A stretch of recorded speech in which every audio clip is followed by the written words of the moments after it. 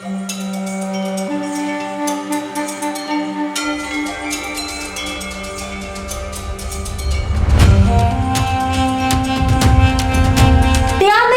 TV సమర్పించు రాశిఫలాలు కార్యక్రమానికి స్వాగతం సుస్వాగతం.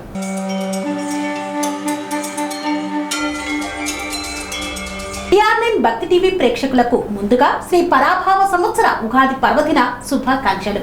కొత్త సంవత్సరం వచ్చిందంటే ఆ సంవత్సరం ఎలా ఉంటుంది అనే ఆసక్తి అందరిలో మెదులుతుంది. ఇక ఉగాది అంటే రాశి ఫలాలు ఎలా ఉంటాయి, ఆదాయ వ్యయాలు తెలుసుకోవాలనే కుతూహలం ఉంటుంది. అంతేకాక ఉగాదికి పంచాంగ శ్రవణం అనేది మన ఆచారం. శ్రీ పరాభవనామ సంవత్సర ఉగాది పర్వదినాన్ని ఈశ్వరి జ్యోతిర్వాస్తు కేంద్రము సైంటిఫిక్ రీసెర్చ్ సెంటర్ తిరుపతి నుండి శ్రీ కాళిత శివకుమార్ గురువు గారు రాశి ఫలాలను సవివరంగా తెలియజేస్తున్నారు. మన రాశి ఫలాలు ఎలా ఉన్నాయో ఇప్పుడు తెలుసుకుందామా? ఓం నమ శివాయ. హాయ్ అండి, అందరికీ నమస్కారం. ఈశ్వరి జ్యోతిర్వాస్తు కేంద్రం scientific research centre Alivelu Mangapuram Tirupati. నేను మీ శివకుమార్ కాగిత. శ్రీ పరాభవ నామ సంవత్సర ఉగాది శుభాకాంక్షలు అందరికీ.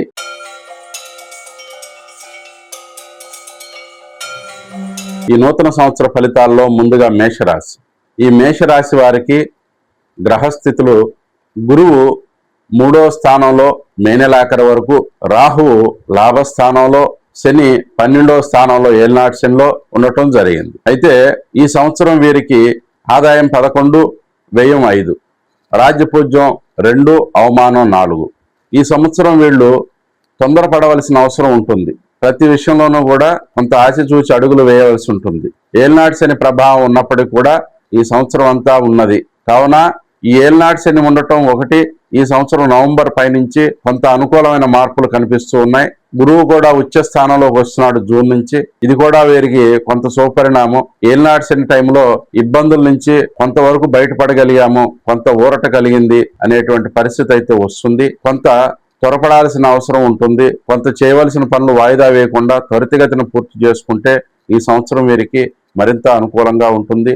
ఈ సంవత్సరం రాహువుకి, ఈ సంవత్సరం శనికి, గురువుకి పరిహారం చేసుకోవటం అవసరం. దానాలు ఇవ్వండి. శనికి నల్ల నువ్వులు దానం ఇవ్వండి, గురువుకి శనగలు దానం ఇవ్వండి. 1.25 కిలో దానం ఇస్తే సరిపోతుంది. ఈ 1.25 కిలో ఏ రోజు ఇవ్వచ్చు అని అంటే, 2 కలిపి అయితే ఆదివారం రోజున ఇవ్వచ్చు, విడివిడిగా అయితే శనికి శనివారం రోజున, గురువుకి గురువారం రోజున దానం ఇవ్వలను.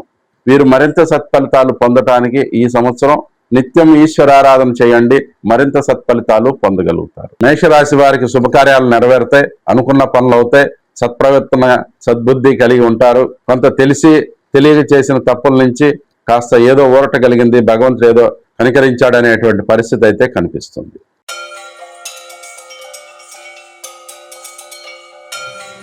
వృషభ రాశి. ఈ వృషభ రాశి వారికి ఆదాయం 5, వ్యయం 14, రాజ్యపూజ్యం 5, అవమానం 4.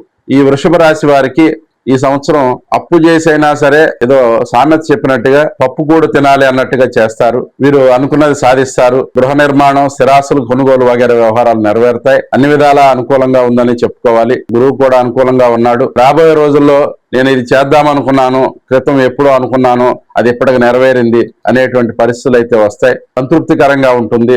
జీవితంలో కాస్త నెగ్గగలిగాను, ఏదో సాధించాను అనేటువంటి ఒక సంతృప్తి అయితే పొందగలుగుతారు. కానీ మీరు కొంత వీలున్నంత వరకు అశ్రద్ధలు చేసే మనస్తత్వం ఉంది కాబట్టి కొంత త్వరితగతిని చేసుకున్నట్లయితే మరింత సత్ఫలితాలు పొందే అవకాశం ఉంటుంది.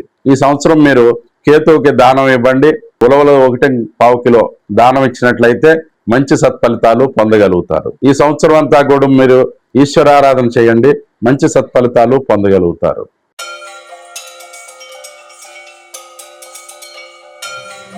మిథున రాశి. ఈ మిథున రాశి వారికి ఆదాయం 8, వ్యయం 11, రాజ్యపూజ్యం 1, అవమానం 0. ఈ సంవత్సరం వీరికి పట్టిందల్లా బంగారంగా ఉంటుంది. అందులో గురువు కూడా బాగున్నాడు. గురువు మళ్ళీ రేపు జూన్ నుంచి ధనస్థానంలోకి వస్తున్నాడు. ఇది మరింత సత్ఫలితాన్ని కలిగిస్తుంది. వీరికి ఆదాయపరంగా బాగుంటుంది. అనుకున్నది సాధించుకోగలుగుతారు. భూ సంబంధ వ్యవహారాలు, స్థిరాస్తికి సంబంధించిన విషయాలు బాగా కలిసి వస్తాయి. అవి చేస్తారు. చేసి మంచి సంతృప్తిని పొందగలిగామనే పరిస్థితిని తెచ్చుకుంటారు. అందరితోనూ బాగుంటారు. కొంత రుణభారం తగ్గుతుంది. చేస్తున్న ప్రయత్నాలు బాగా కలిసి వస్తున్నాయి. ఈ సంవత్సరం శని భగవాన్ అనుకూలంగా ఉన్నాడు. మీకు గురువు కూడా అనుకూలంగా ఉన్నాడు. మిగిలిన గ్రహస్థితులు కూడా కొంత అనుకూలంగా ఉన్నాయి. కాబట్టి మీరు గట్టి ప్రయత్నం చేస్తే అనుకున్నది సాధించే అవకాశాలు బాగున్నాయి. కాబట్టి ఈ సంవత్సరం వీలున్నంత వరకు అమ్మవారి ఆరాధన చేస్తూ ముందుకెళ్ళండి, మరింత సత్ఫలితాలు పొందగలిగే అవకాశం ఉంటుంది.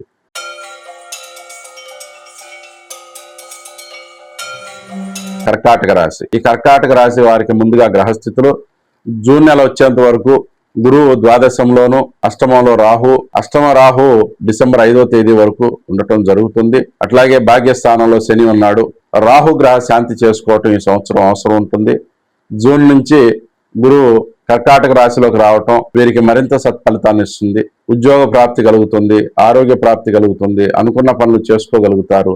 మంచి సత్ఫలితాలు అయితే ఉన్నాయి. ఈ సంవత్సరం ఏది చేసినా కూడా కొంత త్వరితగతిన పూర్తి చేసుకోండి, మీకు మరింత సత్ఫలితాలు కలుగుతాయి.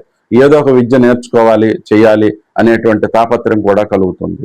ఈ సంవత్సరం ఈ కర్కాటక రాశి వారికి జూన్ నెల నుంచి మరింత సత్ఫలితాలు పొందగలిగే అవకాశం ఉంది. ఉద్యోగము, వివాహము, సంతాన ఆటంకాలు తొలగిపోయి సత్సంతానం కలుగుతాయి. అట్లాగే ఉద్యోగ పరిస్థితులు మెరుగుపడతాయి. ఆరోగ్య పరిస్థితులు కూడా అనుకూలమైన స్థితికి రాబోతున్నాయి. ఆరోగ్యం మెరుగుపడుతుంది. చిన్న చిన్న సమస్యల నుంచి కూడా బయటపడే వాళ్ళు ఉన్నారు. కాబట్టి ఈ సంవత్సరం మీరు వీలున్నంత వరకు అమ్మవారి ఆరాధన చేయండి, మరింత సత్ఫలితాలు పొందగలుగుతారు.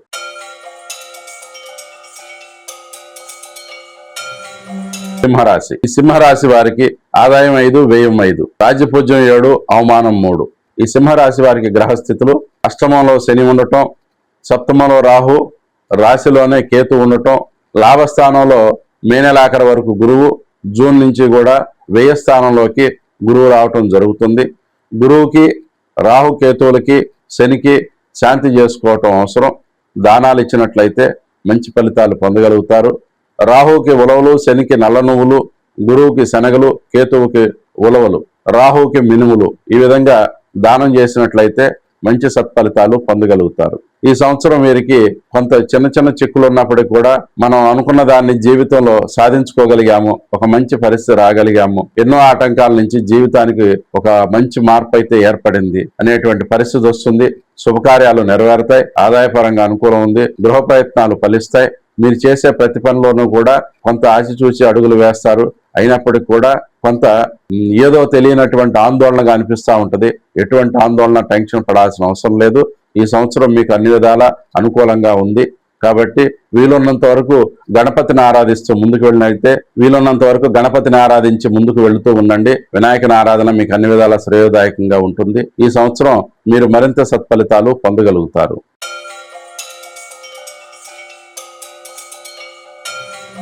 కన్యరాశి. ఈ కన్యరాశి వారికి ఈ సంవత్సరం ఆదాయం 8, వ్యయం 11, రాజ్యపూజ్యం 3, అవమానం 3. ఈ సంవత్సరం వీరికి గ్రహస్థితులు 7వ స్థానంలో శని భగవానుడు, 6వ స్థానంలో రాహు, 12వ స్థానంలో కేతు ఉండటం జరిగింది. జూన్ నుంచి లాభస్థానంలోకి గురువు ప్రవేశించడం జరుగుతుంది.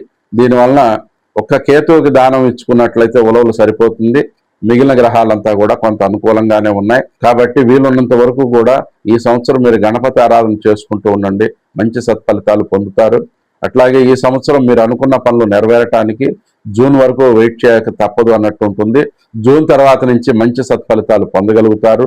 సంతాన అనుకూలత, సంతాన ప్రాప్తి, ఆరోగ్య అభివృద్ధి, ఉద్యోగ మార్పులు, అనుకూలమైనటువంటి స్థితిగతులు ఏర్పడుతూ ఉంటాయి. మీరు చేస్తున్న దానికి ఒక మంచి గుర్తింపు రావటం, సన్మాన సత్కారాలు పొందగలిగే అవకాశం కూడా ఈ సంవత్సరం ఉంది. స్థిరాస్తుల పరంగా సంపాదించుకుంటారు. స్థిరాస్తుల పరంగా అనుకూలంగా ఉంది. కాబట్టి వీలున్నంత వరకు స్థిరాస్తులకు సంబంధించిన విషయాల్లో కొత్త ప్రయత్నాలు చేయండి, మరింత సత్ఫలితాలు పొందగలుగుతారు. శని భగవానుడు మీ జాతకరీత్యా 4వ స్థానాన్ని చూస్తున్నాడు. ఇది గృహస్థానం. ఇట్లా చూసినప్పుడు శని స్థిరాస్తులను ప్రాప్తింపజేయగలిగే అవకాశం ఉంది. సప్తమ స్థానంలో శని ఉండటం, కేంద్రం అది బలమై ఉండటం, అది మీకు మంచి మార్పు రావటం, అట్లాగే గురువు కూడా అనుకూలమైన స్థితిలోకి రావడం, ఇవన్నీ కూడా షష్ఠ స్థానంలో ఉన్న రాహు అష్టలక్ష్మి యోగ కారకుడుగా చెప్పబడుతుంది. ఇవన్నీ మీకు ఒక మంచి సత్ఫలితాలుగా కనిపిస్తూ ఉన్నాయి.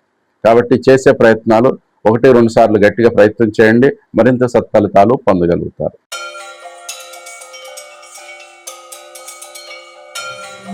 తులారాశి. ఈ తులారాశి వారికి ఆదాయం 5, వ్యయం 14, రాజ్యపూజ్యం 6, అవమానం 3. ఈ తులారాశి వారికి ఈ సంవత్సరం గ్రహస్థితులను పరిశీలిస్తే లాభస్థానంలో కేతువు, పంచమ స్థానం లక్ష్మీ స్థానంలో రాహు ఉండటం, 6వ స్థానంలో శని భగవానుడు ఉండటం, శని సువర్ణమూర్తిగా ఉండటం, అట్లాగే భాగ్యస్థానంలో గురువు ఉండటం, జూన్ నుంచి దశమ స్థానంలోకి రావడం, ఇవన్నీ కూడా తులారాశి వారికి పట్టిందల్లా బంగారంగా ఉంటుంది. చేస్తున్న పనులు అనుకూలంగా ఉంటాయి. ప్రతి పనిలోనూ కూడా మంచి పట్టు సాధించగలిగాము, ఇన్నాటికి ఒక కృషి ఫలించింది, మనం చేస్తున్న దానికి భగవంతుడు ప్రాప్తింపజేశాడు అనేటువంటి ఒక సత్ఫలితం అయితే ఉంటుంది. సంతాన పరంగా అనుకూలంగా ఉంది. సంతానం మీకు అనుకూలమైన మార్పులుగా ఉంటారు. ఇంతవరకు నా సంతానం మాట వినట్లేదు, అట్లాంటి వాళ్ళు కూడా ఇప్పుడు మాట వింటున్నారు, ఇది నాకు సంతృప్తిని కలిగిస్తుందని మానసికంగా మీకు ఆనందం కలుగుతుంది. అట్లాగే వీలున్నంత వరకు కూడా ఈ సంవత్సరం ఎక్కువ శివారాధన చేయండి, మరింత సత్ఫలితాలు పొందగలిగే అవకాశం ఉంటుంది. అట్లాగే ఈ సంవత్సరం మీరు గ్రహపరమైన విషయాల్లో ఎటువంటి దానాలు చేయాల్సిన అవసరం లేదు. వీలున్నంత వరకు కూడా శివారాధన నిత్యం చేసుకున్నట్లయితే మరింత సత్ఫలితాలు పొందగలిగే అవకాశం ఉంది.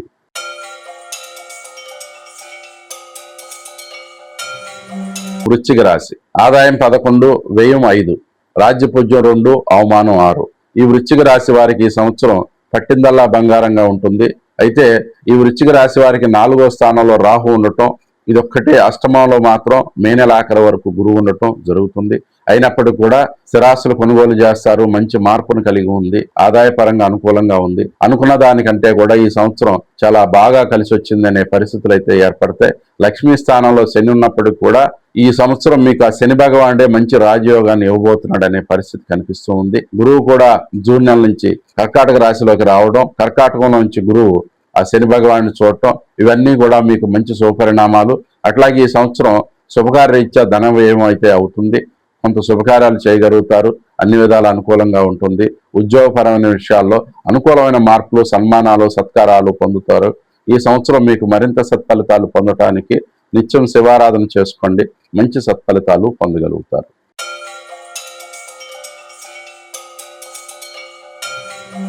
ధనుస్సు రాశి. ఈ ధనుస్సు రాశి వారికి ఆదాయం 14, వ్యయం 11, రాజ్యపూజ్యం 5, అవమానం 6గా ఉంది. ఈ సంవత్సరం చేస్తున్న పనులు కొంత నత్తనడకన సాగే పరిస్థితులు ఉంటాయి, అర్ధాశ్రమ శని దోషం ఉన్నందువలన. కానీ వివాహ ప్రయత్నాలు అనుకూలమైన మార్పులు కనిపిస్తూ ఉన్నాయి. ఈ సంవత్సరం జూన్ నుంచి గురువు అష్టమంలో వచ్చినప్పటికీ కూడా మీకు వివాహపరమైనటువంటి కుటుంబ స్థానాన్ని చూస్తున్నాడు, కాబట్టి కొంత సత్ఫలితాలు కలిగే పరిస్థితులు అయితే బాగున్నాయి. అట్లాగే 4వ స్థానాన్ని కూడా గురువు చూస్తాడు, ఇది వివాహ సౌఖ్యానికి సంబంధించిన స్థానంగా చెప్పబడుతుంది. విభేదాలు ఉన్నటువంటి భార్యాభర్తల విభేదాలు తొలగిపోతాయి, ఆరోగ్య పరిస్థితులు కొంత మెరుగుపడతాయి, ఉద్యోగపరమైన విషయాల్లో కొంచెం ఒత్తిడి ఉంటుంది, అయినప్పటికీ కూడా దాన్ని అధిగమించగలిగే పరిస్థితులు సాధించుకుంటారు. అట్లాగే మీ పట్ల నలుగురికి ఉన్నటువంటి అపోహలు తొలగిపోయి మీరు కొంత మనశ్శాంతిని పొందగలిగే పరిస్థితులు అయితే వస్తాయి. గృహపరమైనటువంటి విషయాలు అనుకూలంగా ఉన్నాయి, స్థిరాస్తి మార్పులు చేస్తారు, అట్లాగే స్థానచలనం కూడా జరిగే అవకాశం ఉన్నది.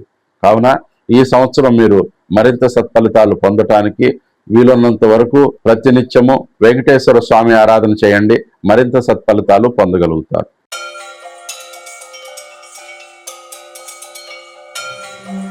మకర రాశి. ఈ మకర రాశి వారికి ఈ సంవత్సరం ఆదాయం 2, వ్యయం 8, రాజ్యపూజ్యం 1, అవమానం 2. ఈ సంవత్సరం ఈ మకర రాశి వారికి గ్రహస్థితులు చూస్తే 2వ స్థానంలో రాహువు, 3వ స్థానంలో శని, 8వ స్థానంలో కేతువు, 6వ స్థానంలో గురువు ఉండటం జరిగింది.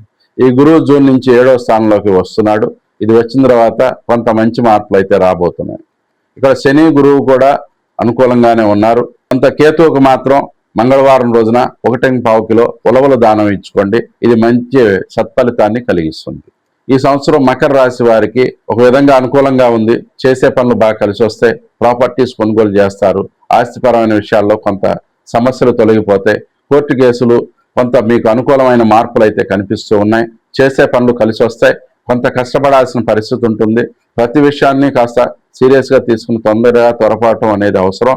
మీరు ప్రతి విషయంలోనూ ఆలస్యం అజాగ్రత్త చేస్తూ ఉంటారు, కాబట్టి వీలున్నంత వరకు ఈ సంవత్సరం ఆలస్యం అజాగ్రత్త చేయకుండా ప్రతి పనిని కూడా కొంత త్వరితగతిన పూర్తి చేయడానికి ప్రయత్నం చేయండి, మరింత సత్ఫలితాలు పొందగలుగుతారు. ఈ సంవత్సరం మీకు మరింత అనుకూలమైన ఫలితాలు కలగటానికి అమ్మవారి ఆరాధన చేయండి, దుర్గాదేవి ఆరాధన చేసినట్లయితే మరింత సత్ఫలితాలు పొందగలుగుతారు. రుణభారం తగ్గుముఖం పడుతుంది, కొంత ప్రశాంతమైన పరిస్థితికి వస్తారు.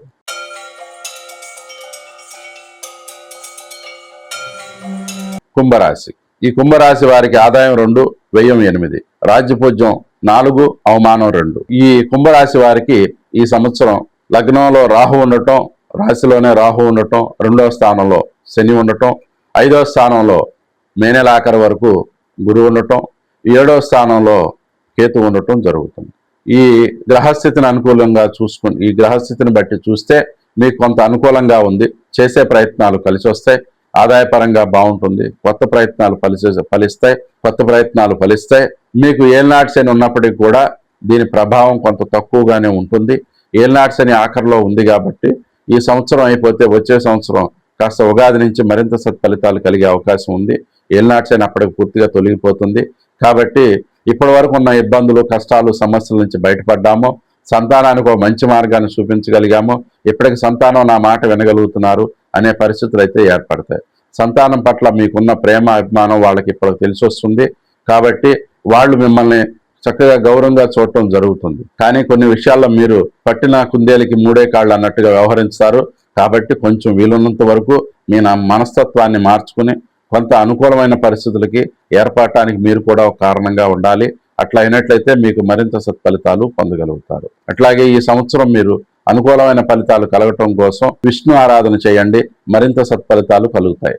వెంకటేశ్వర స్వామి ఆరాధన ప్రతినిత్యం చేయండి. మంచి సత్ఫలితాలు పొందగలుగుతారు.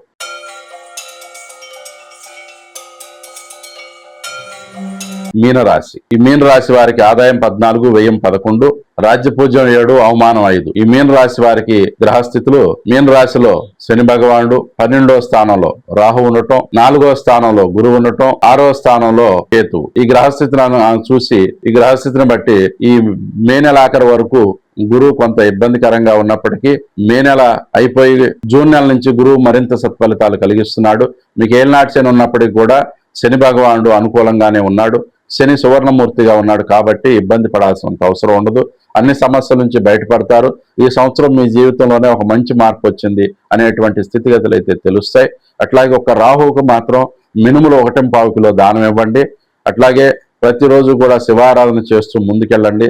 మరింత సత్ఫలితాలు పొందగలిగే అవకాశం ఉంటుంది. ఈ సంవత్సరం అనుకున్న పనులను సాధించుకోగలుగుతారు. అంటే కొత్త ప్రయత్నాలు ఫలిస్తాయి. గృహపరమైన విషయాలు, స్థిరాస్తికి సంబంధించిన విషయాలు, అట్లాగే లోన్లు, అట్లాగే వివాహపరమైన సందర్భాలు, వివాహపరమైనటువంటి చేయాల్సిన కార్యక్రమాలు, మీకు కావాల్సినటువంటి ప్రయత్నాలు, ఇవన్నీ కూడా మరింత సత్ఫలితాలు పొందగలుగుతారు. ఈ సంవత్సరం అంతా కూడా శివారాధన చేయండి. మరింత సత్ఫలితాలు పొందగలుగుతారు. గురువు గారు చెప్పిన రాశిఫలాలు విన్నారు కదా.